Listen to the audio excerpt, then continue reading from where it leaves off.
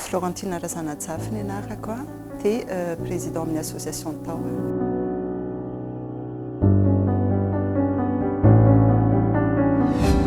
Ny association tao zany aloha dia voalohany indrindra niainga tamina vehivavy maromaro izay nanao resaka fanentanana amin'ny fanolanana zaza tsy ampy taona.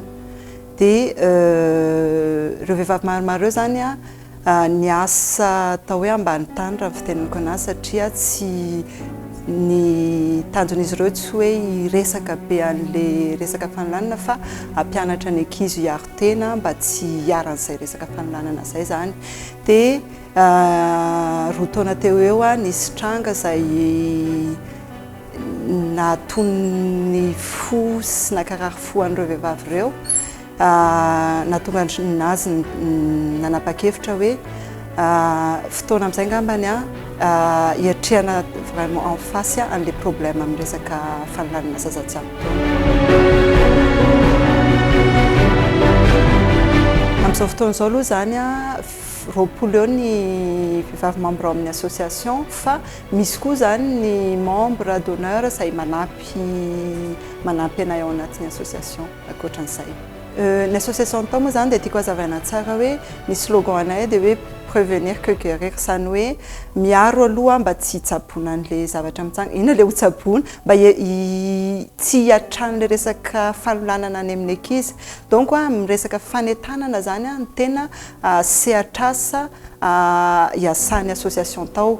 Ao anatin'izay dia misy ohatra ny fandehanana eny anivon'ny fianarana IPP, misy fandehanana eny anivon'ny association izay ampianarana ny ankizy ny droit, ny zoany zany, ampianarana ny ankizy koa ohatra hoe afantatra hoe inona ny abus dia inona ny affection entre ny affection et abus, hatraiza ny fepetra ohatra ahafahan'ny olona mikitika ny vatany sy ny zavatra ohatr'izay zany. Izay zany tena ezahan'ny association tao atao. Dia eo koa moa zany ny fanomezana formation an'ireo olona intervenant eny anivon'ny association io na eny anivon'ny fianarana mba ahaizan'ny zareo ireo zany miatrika an'izay situation izay raha ohatra hoe misy ny resaka fanolanana zaza. Dia izay ny tena hoe asa tena ifitoranay fa manao resaka hetsika zany izay satria nahoana be loatra ilay resaka fanolanana eto Madagasikara moa fanampin'izay zany lasa ohatra ny zavatra iainana andavanandro mandeha ho azy ilay izy. Dia ilay hetsika ataonay zany mba hanairana amin'izay ilay malagasy hoe tsy zavatra normal re tompoko ny fanolanana zaza. Tsy zavatra mandeha ho azy fa zavatra tena loza ataontsika amin'ny taranaka ilay izy.